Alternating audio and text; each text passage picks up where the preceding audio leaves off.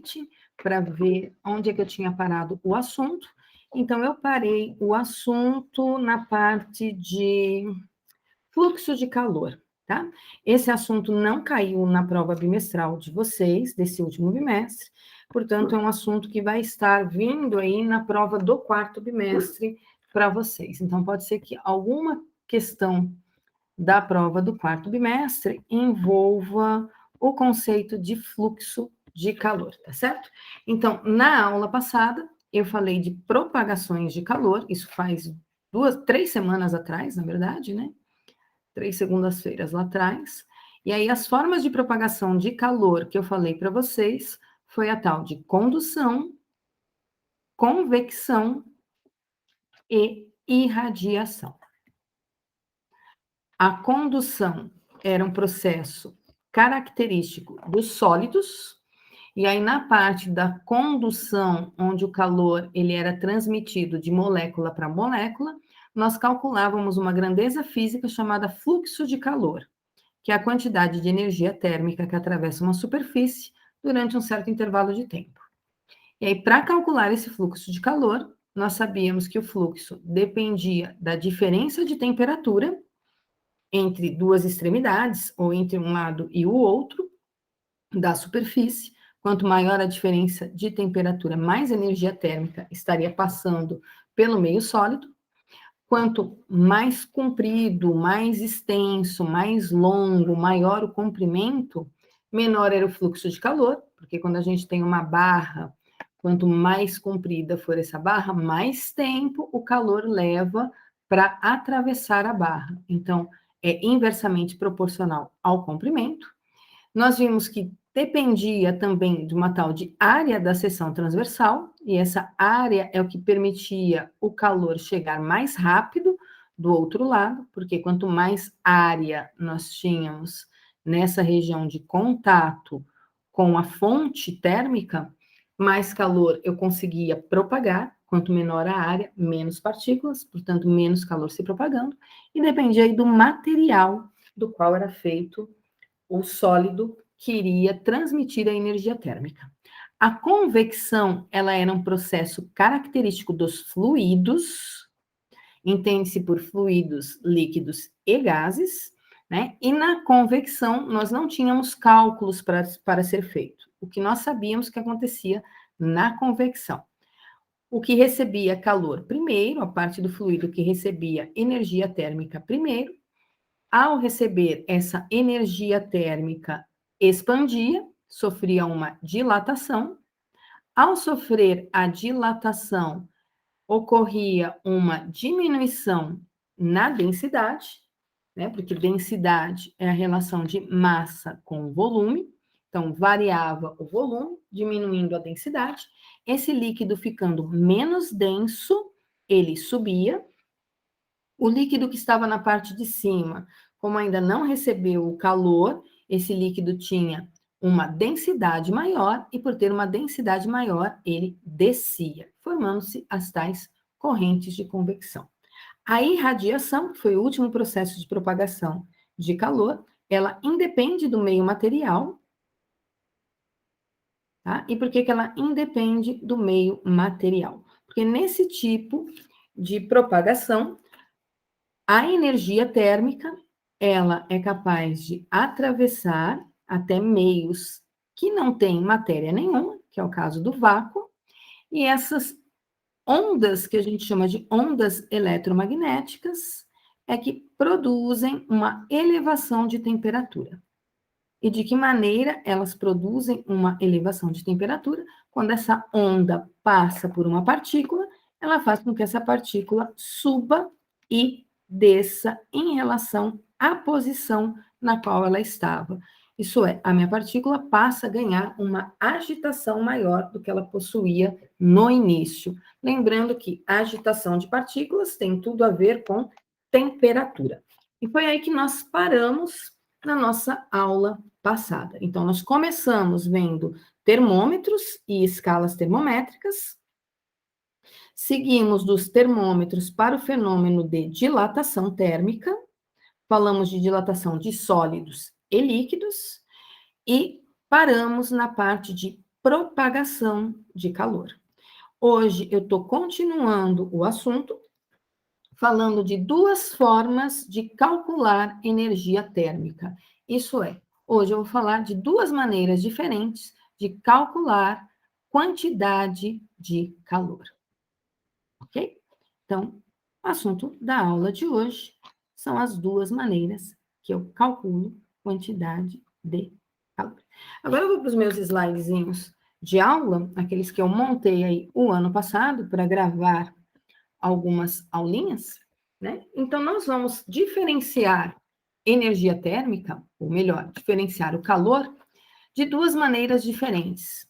Nós vamos falar que ou nós estamos calculando um tipo de calor chamado calor sensível, ou nós vamos estar calculando uma quantidade de energia térmica que nós vamos chamar de calor latente. Então, eu estou aqui com dois PowerPoints, dois arquivos do PowerPoint, né, abertos, exatamente porque eu vou falar dos dois assuntos simultaneamente, tanto calor sensível quanto o calor latente. Vou falar dos dois ao mesmo tempo. Na parte de calor sensível, eu vou definir duas grandezas físicas, uma chamada calor específico e a outra também chamada de capacidade térmica. Então, primeira coisa, vamos entender a principal diferença que existe entre calor sensível e calor latente. Então, nós sabemos que existe, portanto, duas maneiras de calcular calor. Uma delas eu estou chamando de calor sensível, e a outra eu vou chamar de calor latente. Não só eu, como os livros de física, de uma maneira geral, usam esses dois nomes quando eles falam em energia térmica. Principal diferença entre esses dois tipos de calor. O calor sensível é aquele no qual eu vou fornecer a energia térmica para um corpo e eu vou observar que, ao fornecer energia térmica, esse corpo sofre uma elevação de temperatura, tá? Isso é, a temperatura dele pode variar, mas ele eleva a temperatura sem mudar de estado físico. E aí entra a parte da pesquisa que eu pedi para vocês, tá? Eu pedi para vocês uma pesquisa sobre os estados físicos da matéria. Então, na parte de calor sensível, eu vou observar que não existe mudança de estado físico da matéria. Por enquanto, vocês viram, até o ensino fundamental, pelo menos, né? Eu suponho que vocês viram, 3 estados físicos da matéria. Quais seriam esses 3 estados físicos da matéria? O sólido, o líquido e o gasoso. Mas nós sabemos, fisicamente falando, a ciência já descobriu, 2 outros estados físicos para a matéria. Um estado é o plasma e o outro é o estado do Bose-Einstein, né? Que são 2 cientistas que fizeram aí, criaram, né, um novo estado físico que não existe na natureza, e ele tem condições muito específicas para existir. Tá? O plasma não, o plasma ainda é um estado físico que eu encontro na natureza, eu encontro em grande quantidade no universo, eu encontro no meu dia a dia, o estado físico plasma, mas o outro estado físico que foi produzido em laboratórios, ele não é um estado físico ainda que a gente encontra tranquilamente, e não é toda e qualquer substância que consegue atingir esse outro estado físico. Então, a ideia é vocês pesquisarem sobre os 5 estados físicos, os 3 que vocês já conhecem, sólido, líquido, gasoso, mas os 2 que vocês não conhecem tanto assim, que é o plasma e o estado de condensado de Bose-Einstein. Tá? Vocês vão explicar rapidamente como é que a gente obtém cada um desses estados físicos. Usem slides, se for o caso. Se quiser aparecer nos vídeos, pode aparecer nos vídeos. Tentem fazer o melhor vídeo possível que vocês conseguirem, sem ultrapassar o tempo proposto, tá bom? Então, tem lá um tempo estipulado para o vídeo de vocês. Então, comecem o vídeo pela apresentação de vocês, quem são vocês, né? Eu sou fulano de tal, do curso tal, da escola tal, meu RA é tal. Deem uma introdução sobre o assunto que vocês vão falar. Então, mencionem que o vídeo se trata de uma pesquisa sobre estados físicos da matéria, e aí vocês começam a falar dos 5 estados físicos.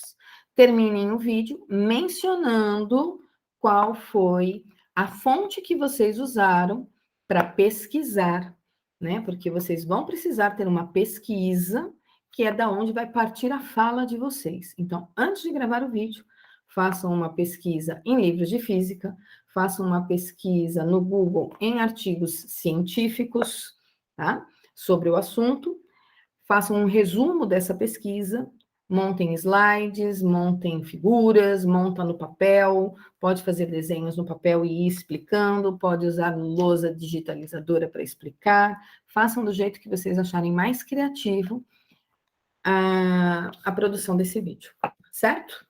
Então, no calor sensível, eu não vou observar a mudança de estado físico, mas eu vou observar mudança de temperatura. O tal do calor latente é exatamente o oposto, tá? O que acontece no calor latente? Eu não tenho mudança, eu não tenho elevação de temperatura, tá? Então, calor latente é aquele onde não existe variação de temperatura. Porém, existe mudança de estado físico. E aí nós vamos até recordar quais são os nomes dessas mudanças de estado físico quando a gente for lá nos nossos slidezinhos de calor latente. Então, vou começar aqui pelo calor sensível, tá? Que é aquele no qual eu troco energia térmica, observo mudança de temperatura, mas o que é sólido continua sólido, o que é líquido continua líquido, e o que é gasoso vai continuar no estado físico gasoso. Então, por definição, a gente tem, em qualquer livro de física que a gente pegar, que calor sensível é energia térmica, né? Mas ele é uma quantidade que eu vou conseguir calcular de energia térmica que é sempre trocada de um corpo para o outro.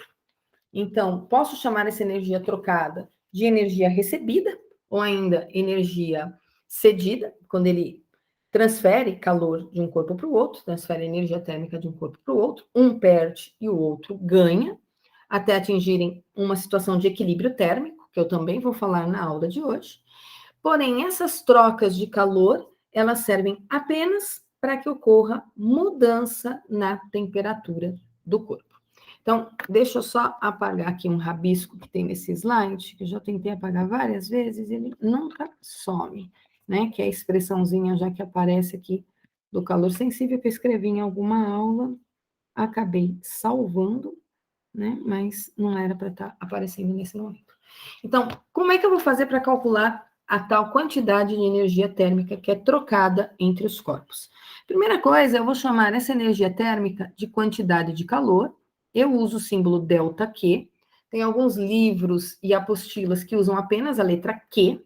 Então, Q para nós é quantidade de calor. Cuidado com esse Q, ele já foi quantidade de impulso, né? Quantidade de movimento, variação de impulso ou variação da quantidade de movimento.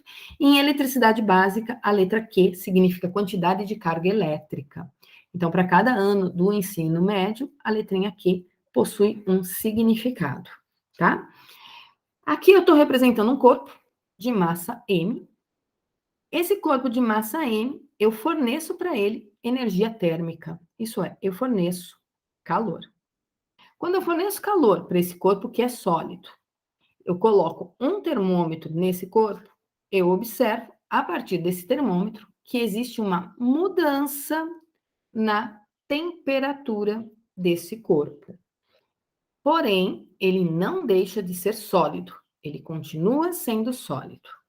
E mais, eu sei que se eu dobrar a quantidade de energia térmica que eu estou fornecendo, isso é, se eu passar a fornecer o dobro de calor para a mesma quantidade de massa, eu observo que a variação da temperatura também irá dobrar.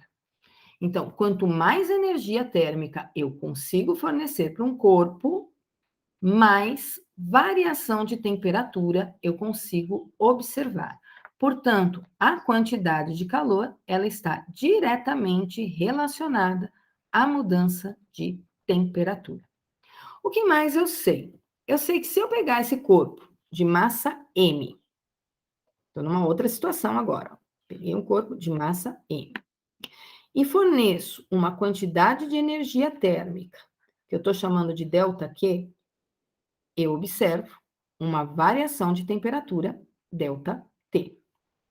Porém, se eu dobrar a massa desse corpo e fornecer a mesma quantidade de energia térmica, o que eu vou conseguir observar em relação à variação de temperatura? Se eu dobro a massa e forneço a mesma quantidade de calor, eu não observo a mesma variação de temperatura. Ao dobrar a massa, para conseguir ter a mesma variação de temperatura, eu preciso dobrar a quantidade de energia térmica que eu estou fornecendo. Então, a partir do momento que eu modifico a quantidade de massa que um corpo possui, eu preciso modificar a quantidade de calor que eu forneço para observar mudança na sua temperatura. Isso é, faz diferença se eu estou aquecendo 100 ml de água ou se eu estou aquecendo 1000 ml de água, tá? Por que que faz diferença? Quanto mais água eu tenho, mais calor eu preciso fornecer para observar variação de temperatura. Então, a quantidade de energia térmica que eu vou fornecer para um corpo variar a sua temperatura também está relacionado com a quantidade de matéria, portanto, está relacionado com a massa. Faz diferença para nós se esse sólido que eu estou aquecendo aqui na figura de cima ou na figura de baixo vai fazer diferença se ele for, por exemplo, água. Água não é sólido, é um líquido, né? Mas poderia ser gelo, aquecendo o gelo sem ele mudar de estado físico, né? Água no estado sólido, o gelo. Faz diferença se for um pedaço de cobre, se for um pedaço de alumínio, se for um pedaço de latão. Cada um deles, cada um desses materiais, quando eu forneço calor, vai sofrer uma variação de temperatura diferente. Porque existem materiais que nós chamamos de condutores de energia térmica, ou de qualquer outra forma de energia, energia elétrica também, e existem os materiais que nós chamamos de isolantes, que são aqueles que não propagam o calor facilmente, não deixam a energia atravessá-lo de uma maneira tranquila. Para representar o material, nós vamos usar uma letrinha do nosso alfabeto mesmo, que é a letrinha C minúsculo. E a letrinha C minúsculo, para nós, ela significa calor específico, que é uma das coisas que eu preciso definir para vocês na aula de hoje, quando eu falo em calor sensível. Então, o que eu sei sobre a quantidade de calor sensível? Tá aqui, ó, nesse cantinho aqui da minha tela, aqui em cima. Que a quantidade de calor sensível provoca mudança de temperatura, está relacionado com a quantidade de matéria que eu estou aquecendo e está relacionada com o tipo de material que eu estou aquecendo. O que mais eu sei? Eu sei o modo como essas coisas se relacionam entre si. Eu sei que quanto mais massa eu tiver, mais quantidade de energia térmica eu vou ter que fornecer. Então, quantidade de calor está relacionado diretamente à massa. Eu sei também que quanto mais quantidade de calor eu fornecer, mais variação de temperatura eu consigo observar. Então, novamente, quantidade de energia térmica está ligada diretamente à quantidade de variação de temperatura. E também, quanto mais condutor for o meu material, mais a temperatura vai se elevar quando eu fornecer energia térmica para ele. Então, a expressão para calcular quantidade de calor sensível é MC delta T, QMACT, para calcular essa tal quantidade de energia térmica fornecida na situação.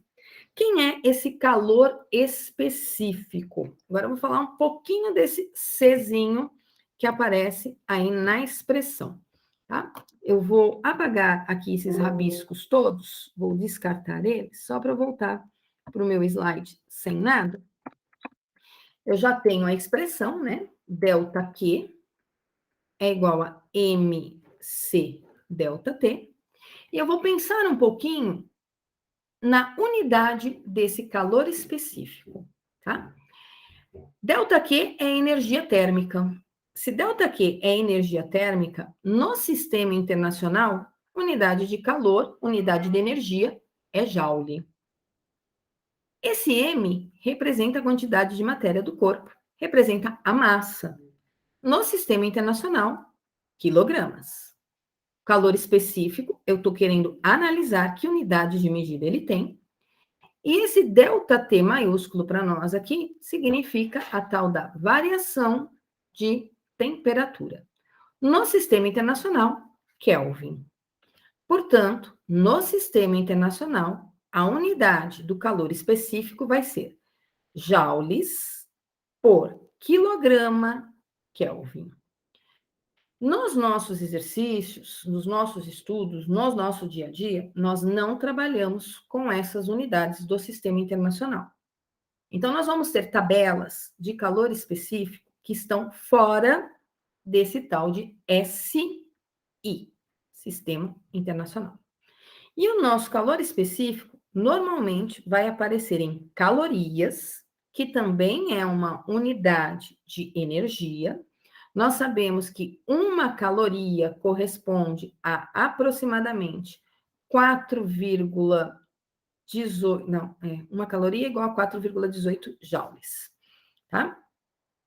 E nós trabalhamos com a massa em gramas e também nós trabalhamos com os nossos termômetros que estão na escala dos Celsius.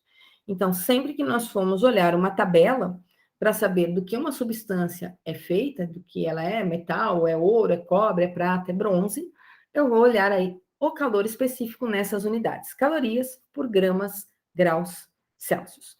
Quando eu olho numa tabela e vejo, por exemplo, que o calor específico do alumínio é de 0,219 calorias por gramas graus Celsius, o que eu quero dizer com essa informação? Eu quero dizer que se eu pegar uma quantidade de massa equivalente a 1 grama de alumínio e quiser fazer com que esse 1 grama de alumínio sofra uma variação de temperatura de apenas 1 grau Celsius, eu vou ter que fornecer ou retirar uma quantidade de calor equivalente a 0,219 calorias. Então, o calor específico sempre me dá uma ideia da quantidade de energia térmica que eu preciso trocar com o corpo para que 1 grama desse material, do qual é composto o corpo, sempre sofra uma variação de temperatura de apenas 1 grau Celsius. Então, a minha unidade de massa é sempre 1 grama, a minha unidade de temperatura é sempre 1 grau Celsius, e para cada 1 grama variar em 1 grau Celsius, eu sei, pela tabela, qual é o calor, a quantidade de calor que o corpo tem que trocar. Isso é bem legal da gente saber pela tabela, porque às vezes você vai ter algum material que você não sabe do que ele é feito e experimentalmente você consegue descobrir. No laboratório de física, eu costumava pegar com os alunos e fazer o seguinte experimento. Vou comentar aqui com vocês. Eu pegava um calorímetro, daqui a pouquinho eu mostro uma foto de um calorímetro para vocês. Dentro desse calorímetro, nós colocávamos água. Nós sabíamos a quantidade de água que era colocada dentro desse calorímetro, porque nós medíamos essa água com um becker, né? Com algo no qual nós sabíamos o volume. Essa água que nós colocávamos no calorímetro, ela era uma água aquecida no micro-ondas do laboratório. Então, nós colocávamos aqui dentro água quente, massa conhecida. O calorímetro tinha uma tampa e nessa tampa tinha um termômetro. E nós deixávamos essa água quente dentro do calorímetro por alguns minutos. Para quê? Para a água quente trocar energia térmica com o calorímetro, de tal forma que a água quente e o calorímetro chegassem à temperatura de equilíbrio térmico, isso é, eles tivessem a mesma temperatura. Então, quando eu observava no termômetro que a temperatura se estabilizava, chegava num determinado valor, o que a gente fazia? As anotações. Massa de água. Quanto que a gente tinha de água lá dentro? Vamos supor, 200 ml. Em equilíbrio térmico com o calorímetro, essa água estava a 60 graus Celsius. Vamos chutar aqui um valor. Tá? Calor específico da água, eu pegava aqui na tabelinha. Olha o calor específico da água. Para cada 1 grama de água ter uma variação de temperatura de 1 grau Celsius, cada 1 grama precisa trocar uma quantidade de energia térmica de 1 caloria. Então, a quantidade de calor específico da água, nós também sabíamos. Eu dava para cada uma dos grupos, né, para cada uma das turmas, uma pecinha de metal pintada. Uma azul, outra vermelha, outra verde, né? E aí, o que a turma tinha que fazer? Tinha que pegar essa pecinha de metal, colocar numa balança para saber a massa da pecinha de metal. Vamos supor, vou chutar aqui um valor, essa pecinha de metal tinha 28 gramas, tá? Mergulhava essa pecinha de metal num copo com água, na temperatura ambiente, e aí deixava essa pecinha lá dentro por um tempinho, para que a pecinha estabelecesse um equilíbrio térmico com essa água. Tinha lá um termômetrozinho marcando a temperatura ambiente. Vamos supor aqui 22 graus Celsius. Qual era o objetivo do grupo? Tirar essa pecinha daqui de dentro com uma pinça de borracha e rapidamente mergulhar essa pecinha de metal dentro do calorímetro, tá? Então, abria-se, jogava-se só a pecinha lá dentro e rapidamente fechava. O que a gente observava? Que como a pecinha estava mais fria, essa pecinha perdia energia térmica, ela perdia calor. Perdão, ela ganhava calor. A temperatura dela era menor, ela ganhava calor.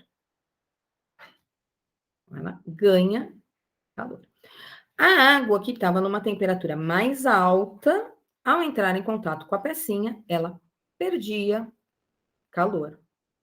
Porém, a quantidade de calor que essa pecinha ganhava era exatamente a quantidade de calor que a água perdia.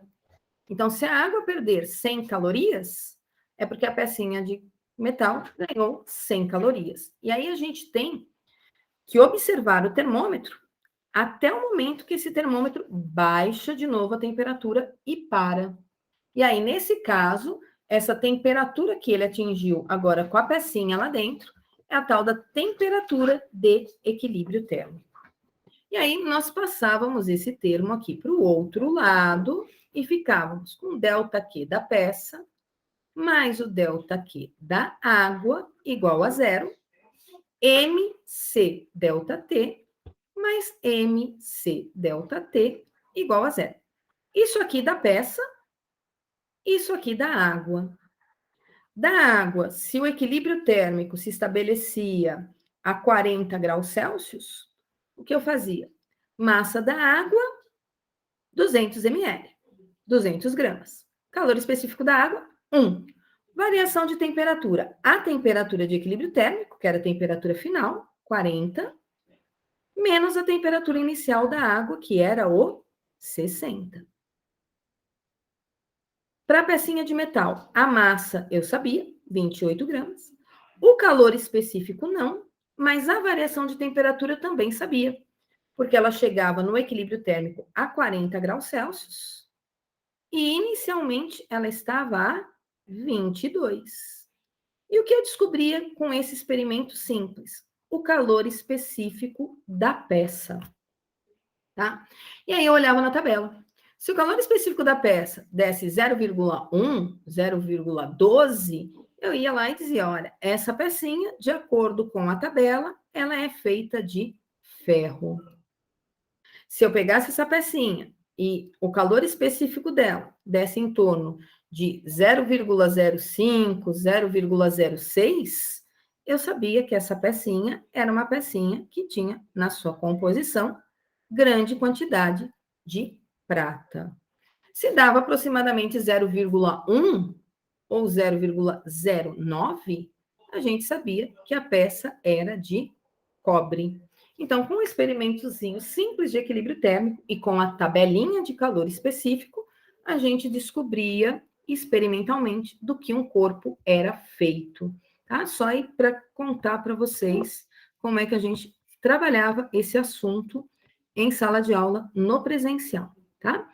Então, uma definição de calor específico, aqui que eu peguei no livro, ela é a seguinte: o calor específico nada mais é do que a quantidade de calor que o corpo vai trocar por unidade de massa, para que cada uma dessas unidades de massa tenha uma variação de temperatura de apenas uma unidade também, que seria 1 grau.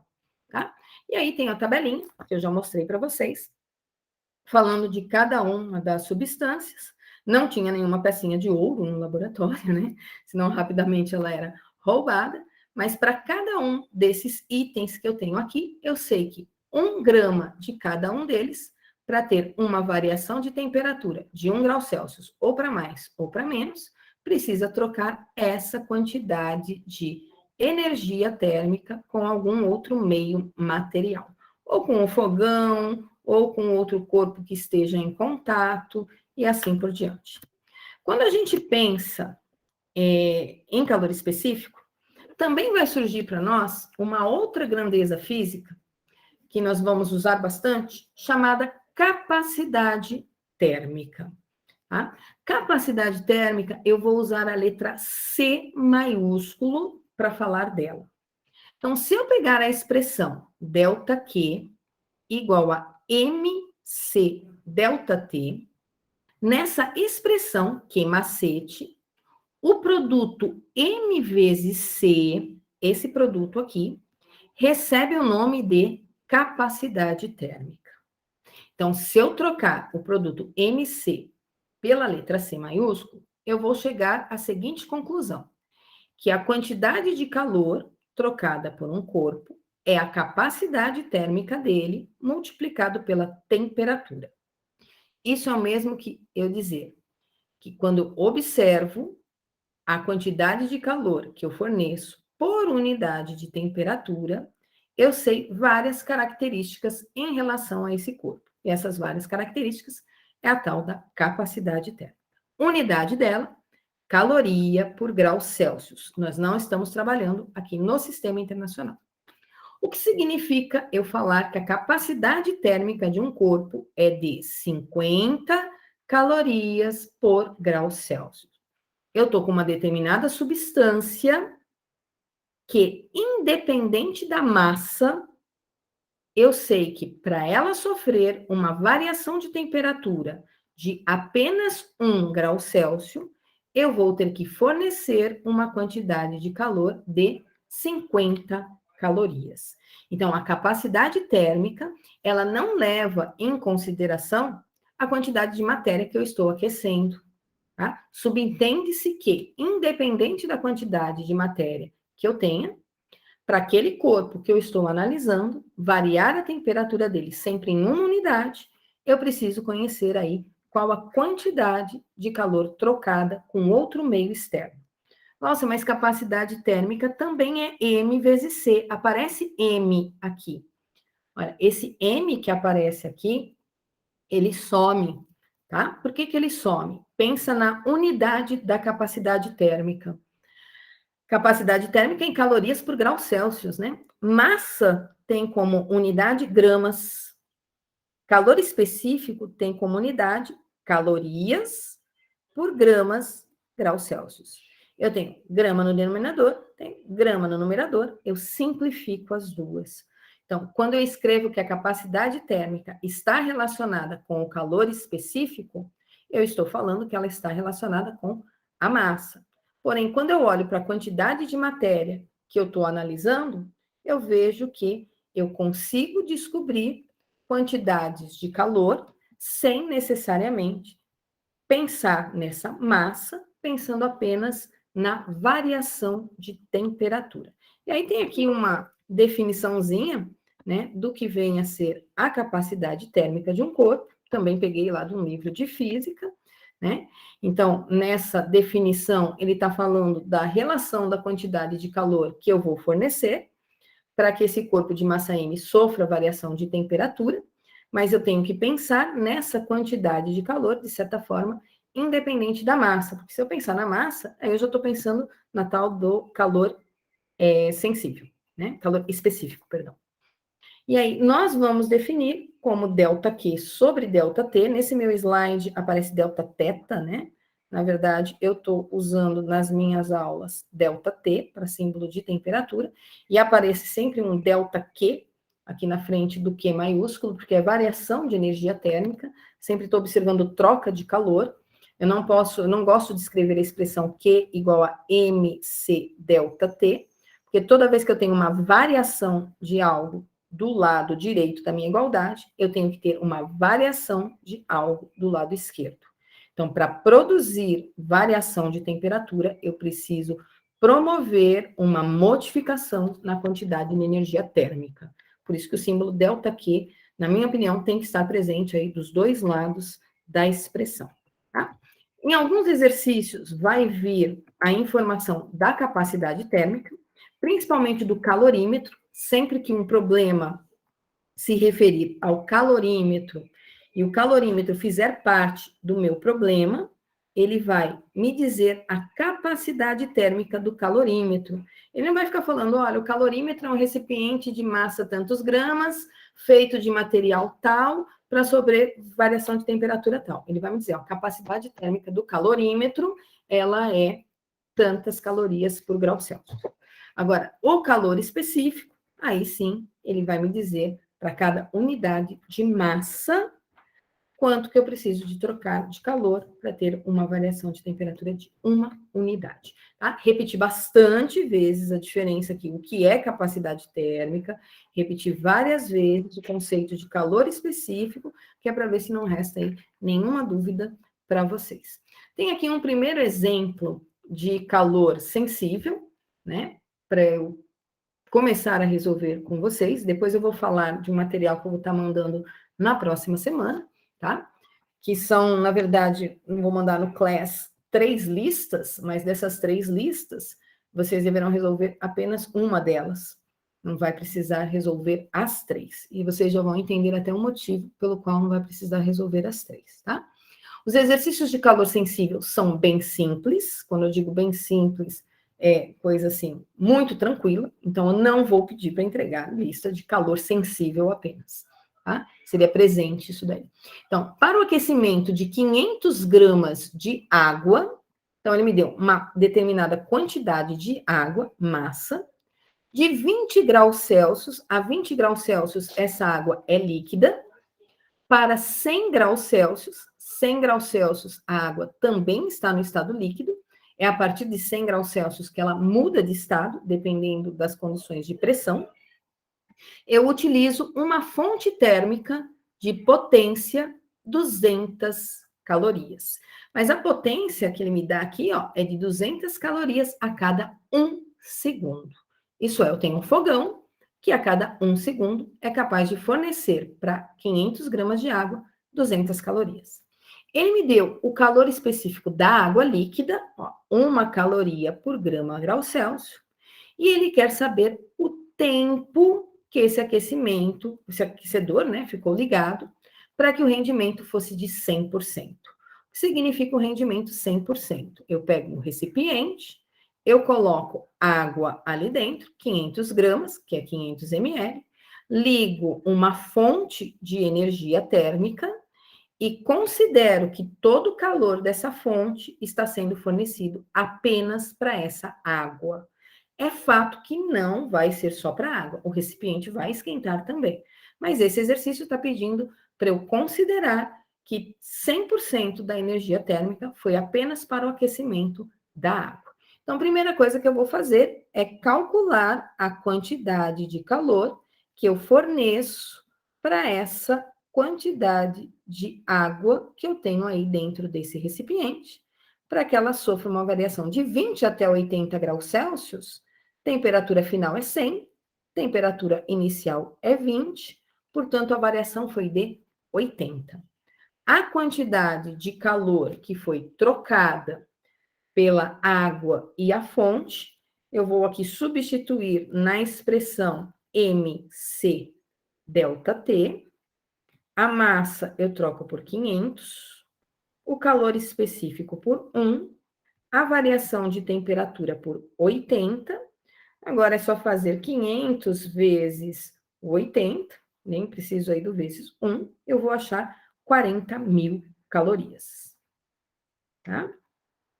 Ou 40 quilocalorias. Como é que eu sei que a unidade disso aqui é calorias? Isso aqui está em gramas, isso aqui está em calorias por grama grau Celsius, e a variação de temperatura está em graus Celsius. Então, grama com grama vai embora, grau Celsius com grau Celsius vai embora, e sobrou apenas calorias aqui do meu calor específico, que aqui é a minha resposta, tá? Mas a pergunta era o tempo. Eu nem preciso lembrar da expressão de potência, mas se eu quiser, ó, potência é a quantidade de energia trocada por intervalo de tempo, tá?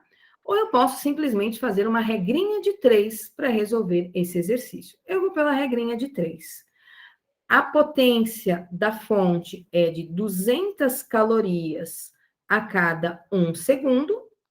Se a água recebeu 40.000 calorias, portanto, eu consigo descobrir quanto tempo a água ficou em contato com essa fonte. Isso é, vai ser 40.000, né? Dividido por 200. Tiro 2 zeros, eu fico então com 200 segundos. Dá para transformar em minutos, né? 200 segundos, cada 1 minuto tem 60 segundos. Então, isso aqui vai dar 3 minutos completos, né? Com mais 0,33 de minutos, e 0,33 de minutos é o mesmo que 20 segundos, então, mais ou menos uns 3 minutos e 20 segundos para o aquecimento dessa água. Estou aí com um valor aproximado nessa conversão aí para outra unidade mais comum aí quando a gente usa o cronômetro, tá bom? Um exercício bem simplesinho de calor sensível. Estou apagando meus rabiscos, porque tem aqui a resolução em PowerPoint dessa situação, tá? Tem aqui um outro exemplo, achei que não tinha, mas deixa eu fazer esse outro exemplo também. O que me diz esse outro exemplo? Esse outro exemplo está falando que eu tenho uma garrafa térmica, tá? Essa garrafa térmica contém água, eu sei a quantidade de água, não, eu sei só a temperatura, né? Inicial, 60 graus Celsius. Aí, o conjunto garrafa térmica mais a água possui capacidade térmica de 80 calorias por grau Celsius. Isso é, se eu pego a minha garrafa térmica e já tem água aqui dentro, esse conjunto todo precisa trocar 80 calorias com o meio externo para sofrer uma variação de temperatura de 1 grau Celsius. O que o problema me diz? Que o sistema foi colocado sobre uma mesa e, após algum tempo, a temperatura diminuiu para 55 graus Celsius. Portanto, esse conjunto sofreu uma variação de temperatura, que é a temperatura final, 55, menos a temperatura inicial, que é 60. Isso me dá uma variação de temperatura de menos 5 graus Celsius. Se a temperatura diminuiu, é porque essa garrafa térmica perdeu energia térmica para a mesa na qual ela foi colocada em cima. E o problema quer saber exatamente qual foi a perda de energia térmica que essa garrafa sofreu. Para calcular essa perda de energia térmica, eu vou usar a expressão mc∆T, porém, eu lembro que o produto mc é capacidade térmica. Posso substituir nessa expressão, a capacidade térmica é 80, a variação de temperatura é menos 5, e 80 multiplicado por menos 5 vai me dar menos 400. Menos 400 calorias. Tem que aparecer o sinalzinho de menos, exatamente porque está sendo uma perda de energia. Se eu não lembrar da equação, eu faço uma regrinha de 3. A garrafa térmica com água precisa de 80 calorias para ter uma variação de temperatura de 1 grau Celsius. Então, ó, eu estou usando a informação da capacidade térmica. Eu sei que o conjunto vai sofrer uma variação de temperatura de menos 5 graus Celsius. E para isso, quanto de calor ele vai precisar perder? Multiplico isso cruzado e eu descubro novamente que ele precisa perder 400 calorias. Então, são exercícios muito simples de serem feitos. Tá? Deixa eu apagar aqui os meus rabiscos.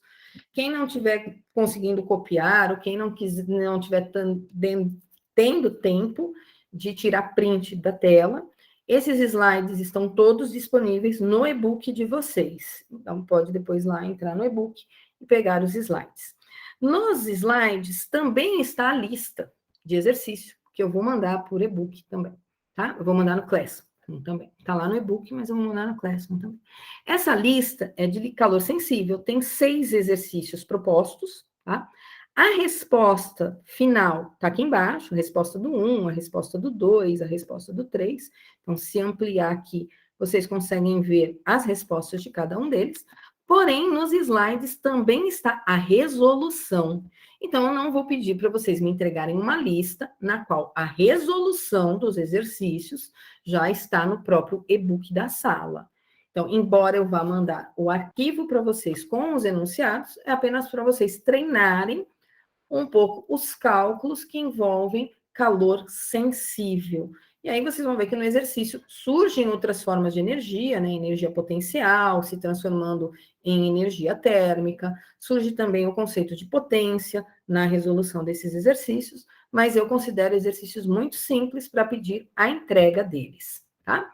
Vamos falar agora um pouquinho da outra forma de calor que nós vamos ter que calcular agora nas nossas aulas de física, que é o tal do calor latente. Deixa eu mandar não salvar aqui os slides que eu fechei, porque senão ele começa a dar problema aqui, tá? Então, estou falando agora em calor latente. Então, já vimos o que é calor sensível, já sabemos a definição de calor sensível, sabemos que está relacionado com variação de temperatura e sabemos que não tem mudança de estado físico. Aqui eu tenho não é um GIF, é um pequeno vídeo que eu fiz de um simulador, mostrando o que acontece com um pedaço de ferro e com um pedaço de tijolo, à medida que eu coloco eles sobre uma fonte de energia térmica. Então, ao colocá-los sobre uma fonte de energia térmica, eu observo que tanto ferro quanto tijolo sofrem variações de temperatura, porém, o tijolo tem uma elevação de temperatura muito mais rápida do que o ferro. Isso quer dizer, olha, esse tijolo, ele vai ter um aquecimento maior, ele vai ter uma variação de temperatura maior à medida que ele está trocando calor. Do mesmo modo, se ao invés de fornecer energia térmica, eu retiro energia térmica, eu observo que esse pedaço de tijolo que está aí, ele também vai variando a temperatura dele, perdendo calor para esse gelo que aparece embaixo, também mais rapidamente do que o ferro.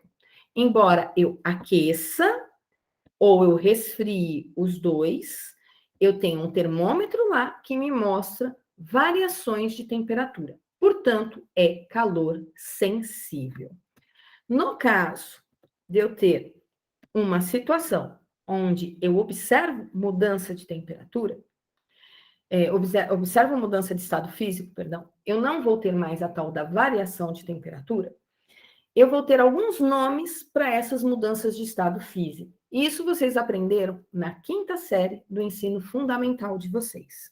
Eu sei que é na 5ª série, porque meu filho está na 5ª série e ele aprendeu isso no 2º bimestre da 5ª série, tá?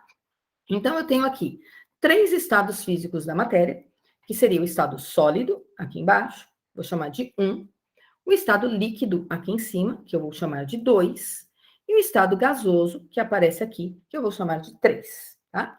tem mais 2 estados físicos da matéria que não estão entrando nessa melosinha, exatamente porque eles não são ensinados lá no ensino fundamental para vocês. Eles vão ser agora trabalhados aqui no ensino médio apenas.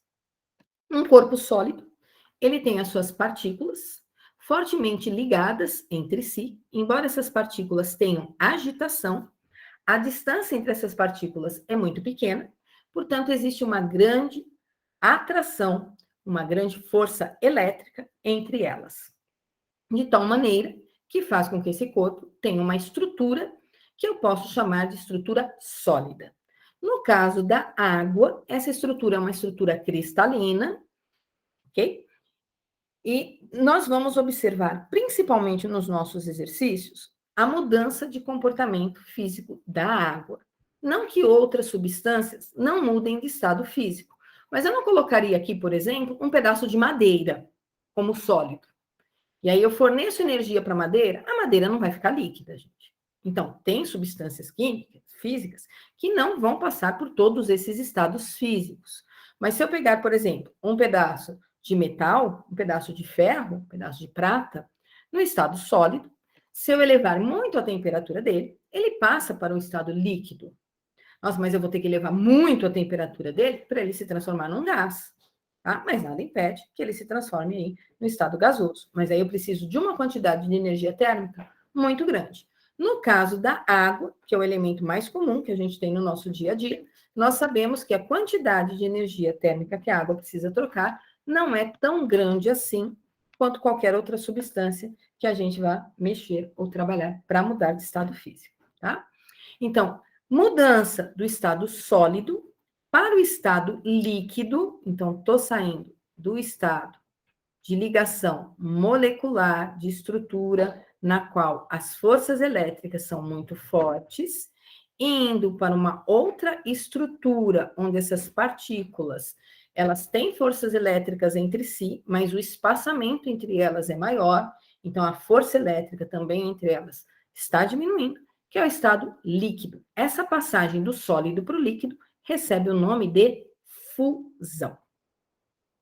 Aí, se for o contrário, se eu tiver um líquido e retirar energia térmica desse líquido, então aqui eu forneço calor, fusão. Se eu retirar energia térmica de um líquido, isso significa que eu estou mudando o distanciamento entre essas partículas. Ao mudar o distanciamento, eu mudo as forças de interações entre elas e elas passam a ser sólidas de novo. Passagem do líquido para o sólido se chama solidificação. E para a solidificação acontecer, o corpo precisa perder energia térmica, precisa perder calor. Se eu tenho um corpo no estado líquido e eu forneço energia térmica, de tal forma que a agitação dessas partículas começa a ficar tão grande, tão grande, tão grande, que o distanciamento entre elas começa a ficar cada vez maior, diminuindo cada vez mais as forças de interação, ela deixa de ser líquida e passa a ser gasosa. Então, minha substância muda de novo de estado físico. A passagem do líquido para o gasoso pode receber vários nomes, tá? Aqui eu pus um apenas, vaporização. Mas pode ser evaporação. No caso da água, a evaporação é um processo lento, né? A água deixa de ser líquida e vai passando para o estado de vapor lentamente. Isso pode acontecer quando eu tenho, por exemplo, uma poça de água aqui no meu quintal, eu tenho a energia solar batendo nessas primeiras partículas aqui de água que estão na superfície. Essa irradiação provoca uma grande agitação dessas moléculas, uma agitação na qual seria equivalente a 100 graus Celsius, e aí ela se desprende do restante da matéria que está aqui embaixo da poça, e aí a gente diz que essa água evaporou. Posso chamar também de ebulição. Ebulição é um processo mais rápido, tá? Eu tenho não uma fonte de calor lenta aqui, né? Uma quantidade de energia térmica trocada com o meio externo num intervalo de tempo muito grande. A ebulição é um processo forçado. eu tenho uma fonte de energia térmica fornecendo calor rapidamente, né, para o meu recipiente com a substância, e aí eu observo que o processo de transformação é rápido. Ou posso chamar também de vaporização, evaporação, ebulição, tem mais um nome, eu acho que é calefação, se não me engano, que eu posso chamar. Se não me engano, é isso, calefação. Todos eles estão relacionados aí ao tempo que demora para ir do estado líquido para o estado gasoso, tá bom? Depois até dá uma pesquisadinha aí no Google ou em algum livro de física para ter uma definição mais clara do que é evaporação, ebulição e calefação. Eu sempre vou falar vaporização, porque para mim esses nomes aqui acabam sendo indiferentes. Do estado gasoso para voltar a ser líquido, eu posso ter um gás e fazer esse gás deixar esse estado físico e passar a ser líquido novamente. Para isso, eu preciso que o corpo perca energia térmica, né? Isso aí, ele vai perdendo calor. Nome dessa mudança de estado físico, de gasoso para líquido, condensação ou liquefação. Gente, é liquefação, não é liquidificação. Tá? Nós não usamos esse termo liquidificação. Ninguém está liquidificando nada aqui, tá? É liquefação ou condensação. Muito comum quando a gente vai fazer algum aquecimento em panelas, né? E tampa essa panela, o que a gente observa é que a água evapora, forma-se vapor. Esse vapor, ao encostar na tampa da panela, que está numa temperatura mais baixa do que o restante, porque está longe da chama, ela rapidamente se esfria, formando gotículas de água. Então, o vapor volta para o estado líquido. Posso ter uma transformação de sólido diretamente para gás, tá? Isso acontece na prática, a professora de química também menciona, com a naftalina, né? A naftalina é uma substância sólida que você deixa ali no armário. Quando você vai ver, depois de um tempo, ela não está mais lá, ela se transformou em um gás. Tá? Essa passagem do sólido direto para o gasoso é chamado de sublimação, e o oposto, que é do gasoso para o sólido, de cristalização ou ressublimação. Tá? Então, eu posso usar esses três nomes. Só para lembrarem um pouquinho a quinta série de vocês, tá? Eu vou mencionar bastante esse nome, fusão, vaporização, condensação, vai aparecer para vocês com bastante frequência nos enunciados de exercício, e eu também vou estar comentando com vocês. Aqui eu tenho um videozinho onde eu tenho uma determinada quantidade de água sobre um aquecedor, tá? E aí, o que eu sei sobre essa água que está dentro do aquecedor? Eu coloco um termômetro lá dentro e eu observo o comportamento dessa água à medida que eu forneço energia térmica. Então, estou fornecendo calor, eu observo que a temperatura dessa água começa a aumentar ali no meu termômetro. E se eu continuar fornecendo calor, né? Peraí que eu voltei, continuei fornecendo calor, eu observo que a temperatura não muda mais, isso é, a temperatura se estabiliza. E se eu continuo fornecendo calor, toda essa quantidade de calor que eu estou fornecendo, se ela não eleva mais a temperatura, é porque ela está sendo usada para conversão de estado físico. Isso é, para que a água deixe de ser líquida e passe a virar vapor de água. Então, eu forneço calor para a água líquida, eu observo primeiro mudança de temperatura. Só vai existir mudança de estado físico quando a temperatura se estabilizar. No caso da água, para ela vaporizar, ela precisa, ao nível do mar, atingir a temperatura de 100 graus Celsius. Em Campinas, aproximadamente 96 graus Celsius, essa água começa a mudar de estado físico. Faz diferença se for água, se for óleo, se for outra substância? Claro que faz diferença, tá? Deixa eu só passar aqui. Tem um segundo videozinho, eu não gosto muito dele.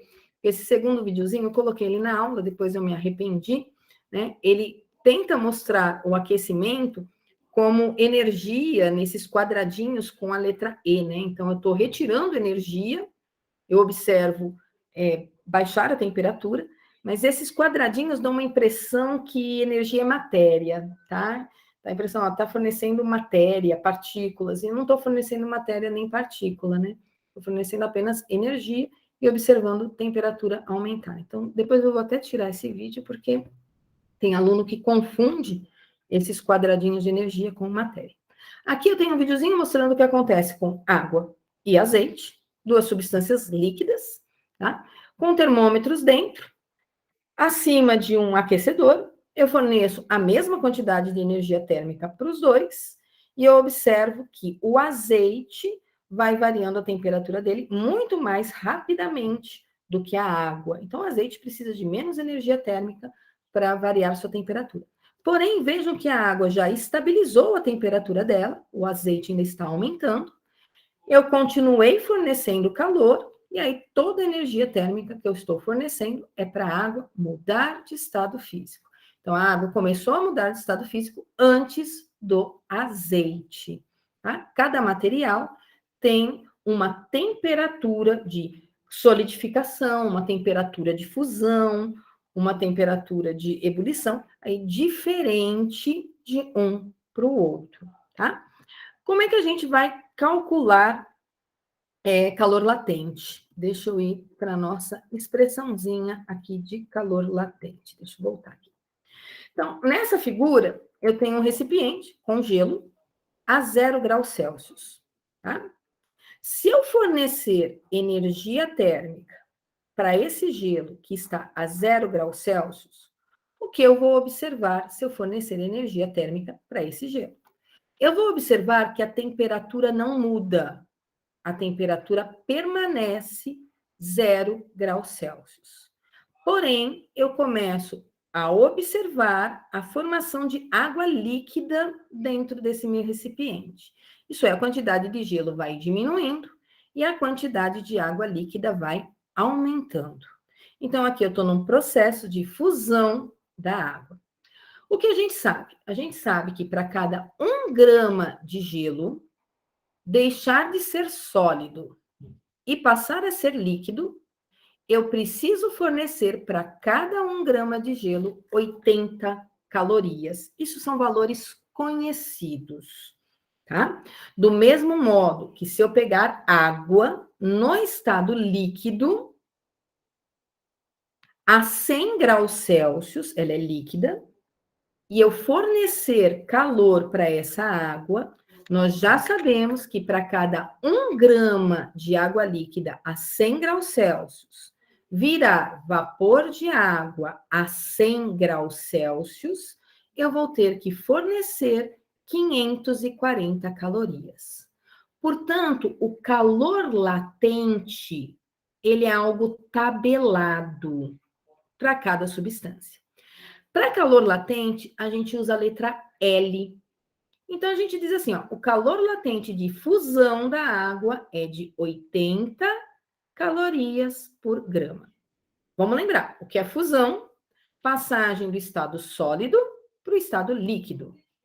Para que a água deixe de ser sólida e passe a ser líquida, ela tem que estar a 0 graus Celsius. Então, a 0 graus Celsius, eu posso ter gelo, e a 0 graus Celsius, eu posso ter água líquida. Então, para a mesma temperatura, eu posso ter 2 estados físicos. Mas eu sei que se ela é sólida, para cada 1 grama virar líquido, eu vou ter que fornecer 80 calorias. E o calor latente de solidificação da água é menos 80 calorias por grama. Olha um sinalzinho de menos aqui na frente. Por que esse sinalzinho de menos no calor latente de solidificação? Porque para solidificar água líquida, eu tenho que retirar calor. Então, eu vou ter que ter água líquida a 0 graus Celsius. Vou retirar calor dessa água líquida para que ela vire gelo a 0 graus Celsius. Para cada 1 grama de água líquida, eu vou ter que retirar 80 calorias. Calor latente de vaporização da água, 540 calorias por grama. Para eu ter a vaporização da água, eu preciso que a água líquida esteja a 100 graus Celsius, ao nível do mar, tá? Então, a 100 graus Celsius, a água é líquida. Para virar vapor a 100 graus Celsius, eu preciso, com cada 1 grama, trocar 540 calorias. Isso é, eu vou fornecer 540 calorias. O calor latente de condensação é menos 540 calorias por grama. Isso é, eu tenho vapor de água a 100 graus Celsius e quero transformar em água líquida novamente, porém a 100 graus Celsius.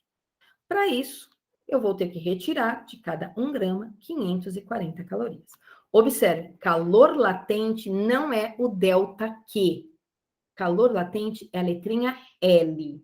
E esse L é tabelado. Ah, mas, nossa, nem sempre você vai ter 1 grama de gelo. Às vezes você vai ter 50 gramas de gelo. E você vai querer transformar esses 50 gramas de gelo em água líquida. Tá, se eu sei que se para cada 1 grama eu tenho que fornecer 80 calorias, para 50 gramas, quantas calorias eu vou ter que fornecer? Eu faço uma regrinha de 3.